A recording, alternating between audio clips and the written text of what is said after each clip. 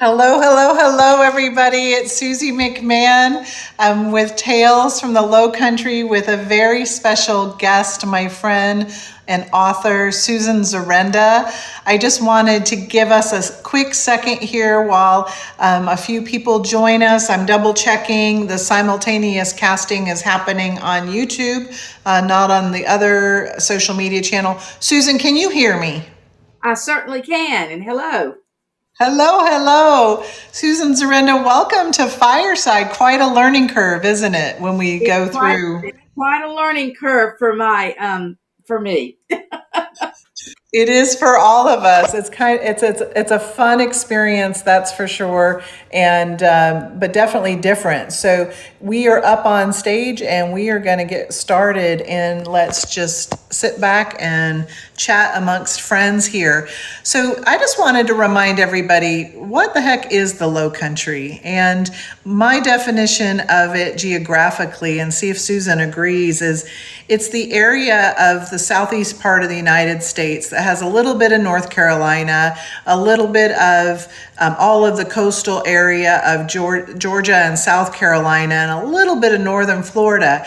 And what's so interesting about it is the fact that this is where the land meets the marsh and the marsh meets the sea.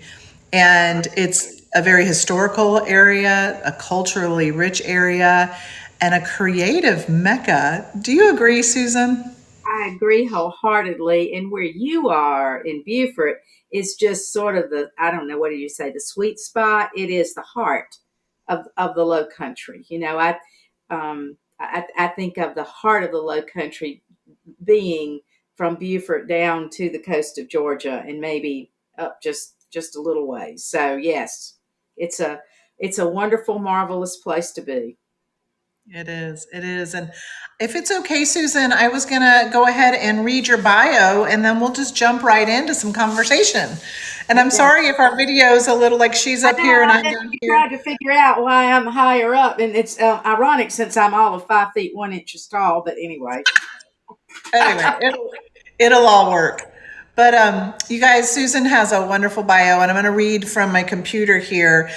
Susan Zarenda taught English for 33 years on the college level and at the high school level for AP students. Her debut novel, Bells for Eli, which was published by Mercer University Press in March of 2020, everybody. The paperback edition just now in March 20, oh no, excuse me, March 2021 is when that came out. This debut novel has been selected the gold medal first place winner for the best first book fiction in the 2021 IPPY Awards. So that stands for Independent Publisher Book Awards.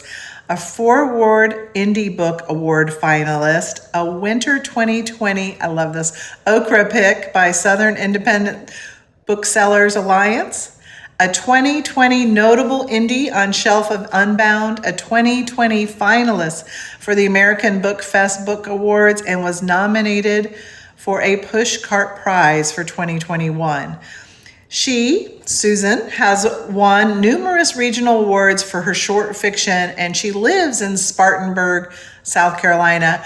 Susan, congratulations. That is tongue tying for all your wonderful awards. well, thank you. It when you have a book that comes out the same week that the pandemic is declared, and a paperback edition that comes out the week that the Delta variant escalates. It is gratifying that your book has received some awards and accolades. It has, and this is probably backwards, but I'm going to go ahead and show everybody. Beautiful cover, Bells for Eli by Susan Zarenda. Susan, introduce us to you and the story, the backstory of Bells for Okay. Eli, would you? Okay. Why don't I just give you a little quick summary, and then if you want, I'll tell you the inspiration for the Okay. story, because it is based on someone who in my family. So in Bells for Eli, we are in the 1960s and 70s, small town south in a fictitious town I've named Green Branch, South Carolina, when two first cousins, Delia Green and Eli Winfield. They grow up across the street from each other, in a relationship illustrating really extraordinary depths of tenderness and friendship.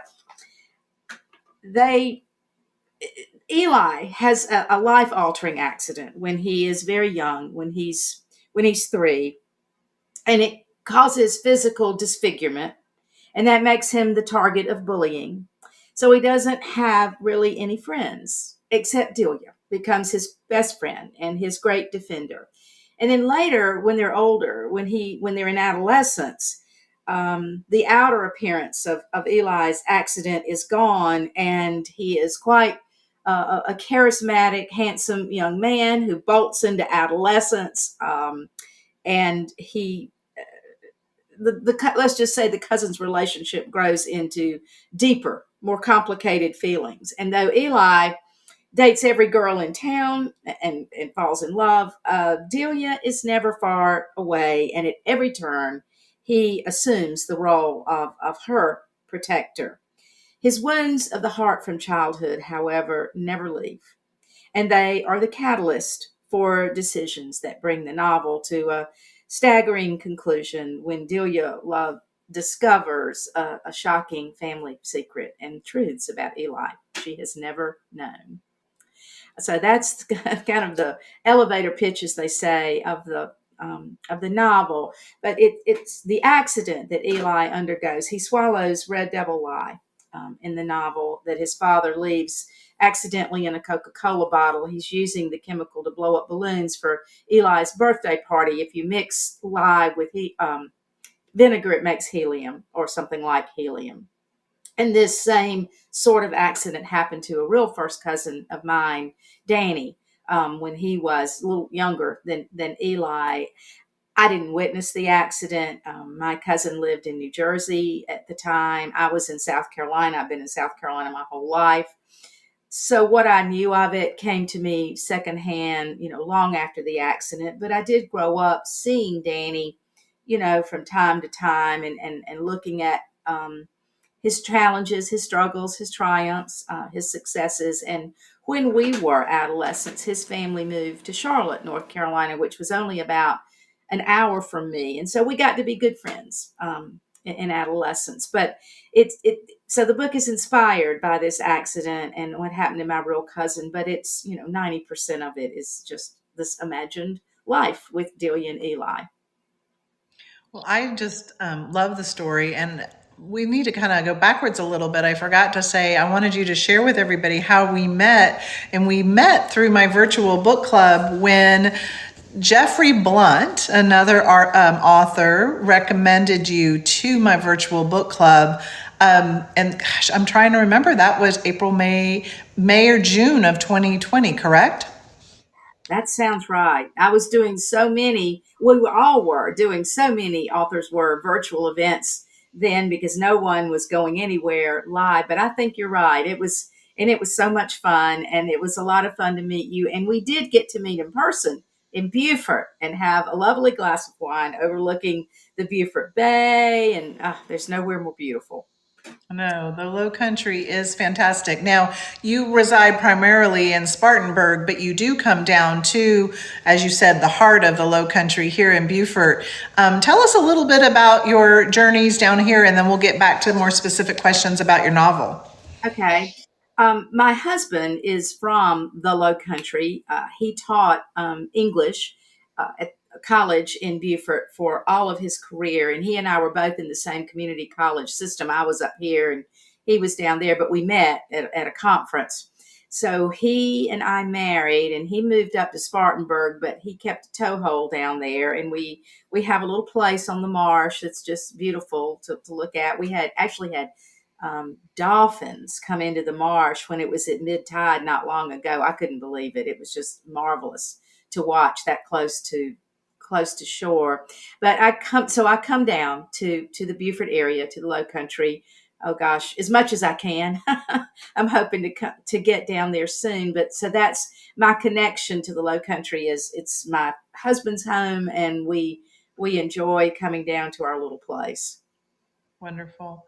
Wonderful. Now, after all of your years of teaching, what was your inspiration to write this novel? And by the way, I see Kurt down there, and I also had Woody here a few minutes ago in the audience. We will do some question and answers towards the end of the top, from the bottom of the hour, if you want to ask Susan a question yourself. But I want to tell everybody, my experience of reading this novel. I grew up in Atlanta, Georgia, so it's not small town South, but it's definitely the South in the 60s, in the 70s. And your description of like the soda counters and drinking tab and different things like that really evoked, excuse me, memories from my Southern childhood.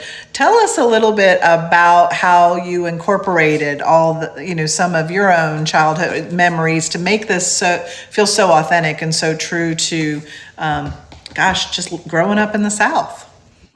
Well, obviously, you can tell by my appearance that I come from that era. I came of age in the 60s and early 70s, and I came of age in the small town of Lancaster, South Carolina. And I've had a lot of folks from Lancaster say, "Oh, this has got to be Lancaster. You mentioned such and such, and you mentioned such and such." Now, the truth is, I had a really good time pulling up names, things that I had known in childhood. I used the real name of my grammar school. I used the real name of my childhood doctor. This was just fun for me.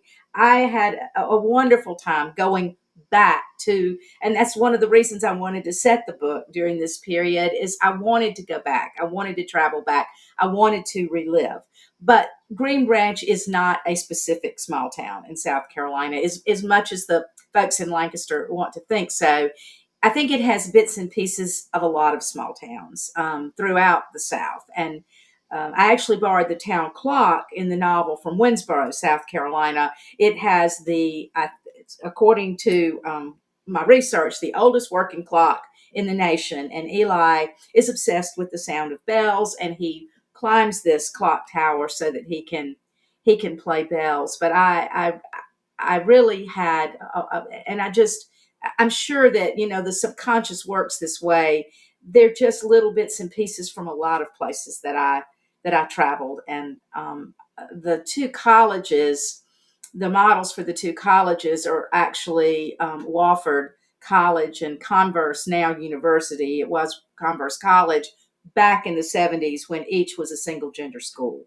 So I used those as the models because I needed two single gender schools, Southern. So Wow. Now tell me, with all the awards that I read that you won, I mean, that's fantastic that you won so many awards. Um, what am I trying to come up with the word? How normal is that to win that many awards, or did you just knock it out of the park, Susan? I don't know. I don't know. I mean, I feel gratified. I don't know that I expected, Bells for Eli to, I mean, I'm thrilled that it did. Um, Especially its first place award for best first fiction to win that. But I'm just happy that it did. The genesis for this novel was a short story that I wrote a lot of years ago that won the South Carolina Fiction Prize that year. It's that prize is no longer given, but the story is called Law's Passage. Don't read it if you're going to read the novel, because it's the plot of that is similar to the end of the novel, and the character Law in the story. I always wanted to think about that character and how he got to that point in his life where he is in the short story. And it seemed reasonable to me that Law, the character in the short story, would have had some kind of trauma in his early childhood.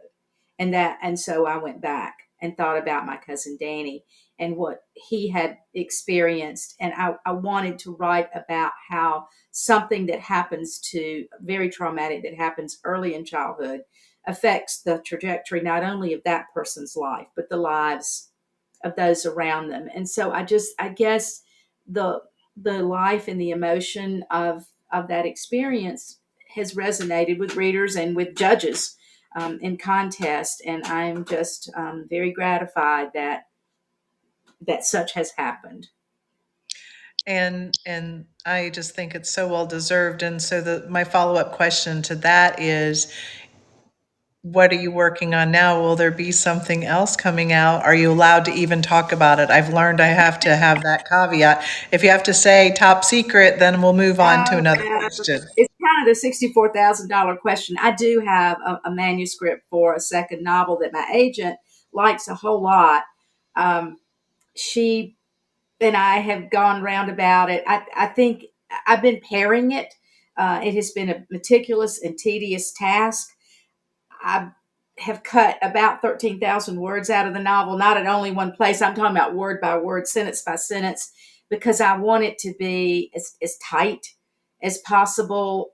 I'm a perfectionist, I guess. So I'm going through and doing that now. I have two chapters left, and my main reader goes behind me and he reads, and then he puts his 2 cents in about whether everything's tight, everything's good, it's engaging going forward. But this novel is Southern, but it's quite different from Bells for Eli. It is set not exactly contemporary. I set it in 2012. It calls on my teaching experience, and I wanted it to take place before technology became so pervasive in the classroom. It would kind of take away from the ambiance and some of the things I wanted to have happen that might not have happened in the same way if all this technology is in the classroom. But it centers around three characters: an English teacher, not me, because boy, this woman is a lot funkier and nicer than I ever was. But it calls on my experience, and a very brilliant, arrogant, privileged boy who's in the 12th grade, and a bright 11th grade girl who has never had a chance, who's never had any advantages. She lives in a motel. So the boy and the girl meet. They each get sent to in school suspension for vastly different reasons. Hazel gets sent because she can't afford to have her ROTC uniform cleaned and doesn't wear it like she's supposed to on a Friday, and the sergeant punishes her for that. Um, Sterling, he gets sent to ISS for taking over a class. So, and then so the three characters' lives intertwine, and we'll see where it goes. I hope it's going to find a good home, but we'll see. Well, good luck with that. It sounds very interesting. And again, you've talked about something that I can relate to as a reader and just growing up prior to technology and how different I know that school and my education was versus my three sons that youngest was born in 2000, right? So I just, I went to University of Georgia when we still didn't even have computers. I mean, we were handwriting everything. Question, do you write by hand or are you word processor author? I do the word processor, but I printed out this entire second novel manuscript, and so I had this big thick notebook, and I went through by hand editing. So I do kind of a mix and match. But when I draft, because I can type very fast. I was a newspaper reporter when I first started out. So I can type, and I typed on a typewriter. There was no computer. We had electric typewriters. But anyway, I can type really fast. So I like just getting everything out and then going back and working through it. Right. But yes, I have a good friend who's still teaching. She's 17 years younger than I, and she's still teaching at the high school where I taught in the community college system for a long, long time, and then I finished my career teaching AP English in local high school here. But Erin tells me, she said, you would not recognize the classroom from when you left. She said, you just wouldn't believe it. And so that, it's right for me to set my novel when I did. Right, right. And a follow-up question that I have and that we didn't talk about, but just kind of circles us back to the Lowcountry.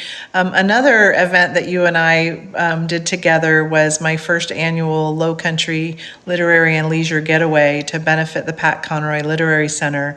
And I just wanted to share with you and for everybody else, the other day I went in and started my baby steps on docent training.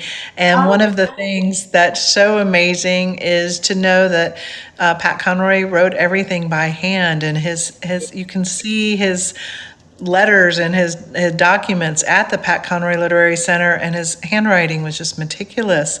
Yes. Somebody mentioned maybe it's because he went to Catholic school and you just had to have it perfect. I don't know. What do you tell me? You have you did you're in a special room at the Pat Conroy Center, you and several other authors. Tell me about that.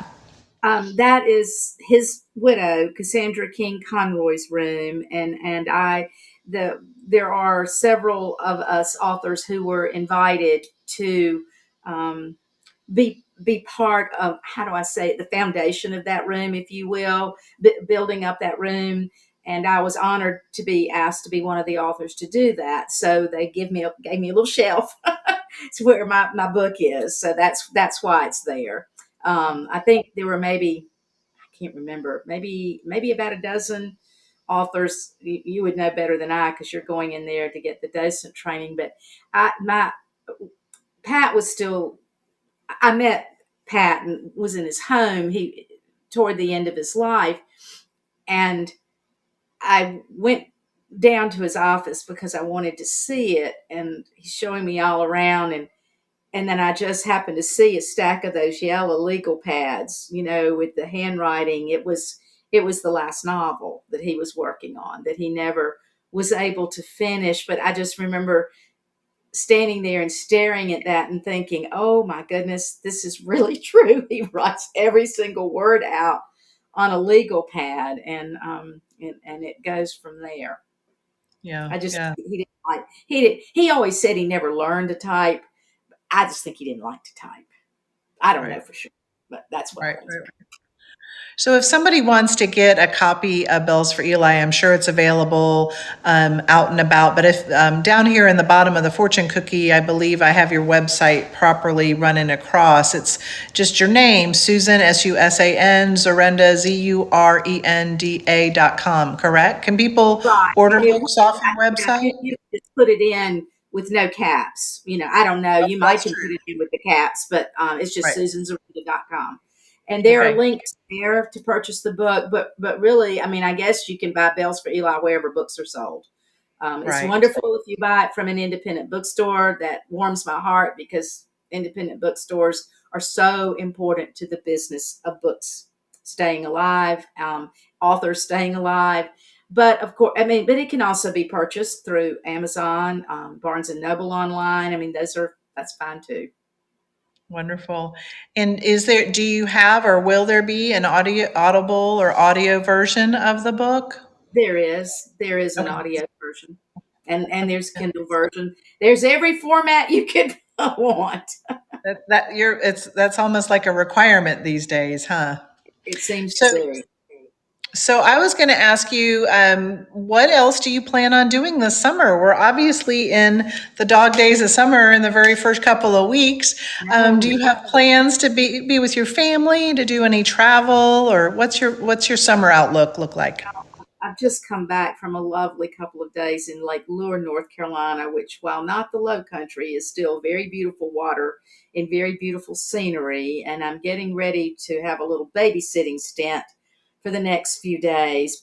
But most of my I'm going to take some other grandchildren to the North Carolina mountains at the beginning of August. But most of my travel will be down to the beloved low country where I will enjoy sitting on the porch and looking at birds and watching the marsh and watching the tide go up and down and getting out in my kayak and going out to Hunting Island and going to the beach. So I'm not going afar, but you don't have to go afar in this state to have a wonderful, relaxing, beautiful experience. This is true. This is true. And then I'm going to put you on the spot. Do you have a copy of your book nearby? I do. It's right back here.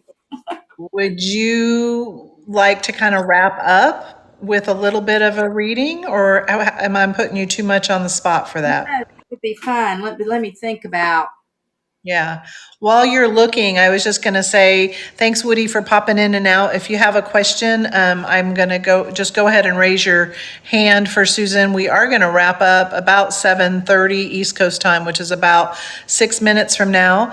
And while she's looking for something to read and share, I just want everybody to know that my name is Susie McMahon, and I bring tales from the Lowcountry every other week. I don't want to do every single week because I am traveling a lot myself, being a travel professional. I'm sitting here in Beaufort, South Carolina, and I was lucky enough to have Susan Zarenda come visit me in my home along with her wonderful storytelling husband. And if you haven't ever been to the Low Country, please reach out to me. I'd be more than happy to give you an overview of the area. But Susan Zarenda, again, is a friend of mine that I met in 2020 through my virtual book club.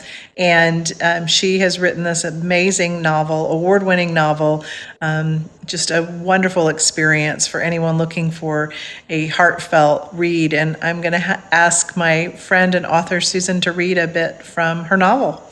I will do it. But I would like to say first also, give a plug to Susie. She is travel person extraordinaire. She put on the best days in the Low Country for the folks who came with the authors, and not just the authors, but just the meals and the events that she set up. So if you get hooked up with Susie for travel, you're doing the right thing. Promise. I promise you. Anyway, since we were talking about the 60s, and there is a great deal of music in Bells for Eli. The bells, there's a lot of symbolic association with the title. And Eli himself is a musician. He's a pianist, but he loves percussion, and bells best of all. So I'll read this little quick scene when he and Delia have left a dance in Columbia, the only real name town in the book, in Columbia, South Carolina. He's been trying to get her away from her manipulative boyfriend. And in this case, it takes one to know one. Eli's quite a player himself. And so at this dance, it's a very fancy cotillion. His grandmother is from landed aristocracy, and she is actually a member of this cotillion. And this is for the young people. And Eli's been able to take Delia, and he's asked all these boys to dance with her. He's doing everything he can to keep Delia from going back with her boyfriend. And on the ride home, he's had a lot to drink. He decides they're going to park the car. And Delia says, "Why are you going to do that?" But anyway, he does. He actually wants to tell her about a sexual indiscretion of his own, to further dissuade her from going back to her boyfriend, Rad. But in this particular section, he stopped the car and he is going to play the favorite song of his life, Stairway to Heaven. Eli reached into the console and retrieved a tape. He turned the ignition and inserted his 8-track Led Zeppelin 4. It started on Black Dog. I knew what was coming soon. The favorite song of Eli's life, Stairway to Heaven. And this is always Delia speaking. She's the first person narrator. He loved its aggression and emotion, unresolved and mystical. He loved it too because it was lonely. The tender opening chords began on the guitar. The recorders followed with their sweet and expectant melody, reminiscent of time long ago. I imagined Elizabethan maidens in brocade gowns tiptoeing about on a mossy forest floor. The radio will play this song forever. Other bands will play it, Eli said. It will last, mark my words. Not because of the lyrics. They're imprinted on your brain, but they're bullshit pompous. It's the music that matters. Listen. We leaned back into our seats. I closed my eyes. Eli reached for my hand. A minor, he whispered, haunting. It's the unknown flirting with you, like our Ouija board. I waited for the crescendo to build toward the long and dramatic guitar, and then the come down at the end, the near silence as the song faded. It's like life, Eli said when the song ended. Tension and release. He squeezed my hand and let it go. He ejected the tape. The music resonated inside me. Eli, I said, hmm, I love you. I love you like crazy, he said.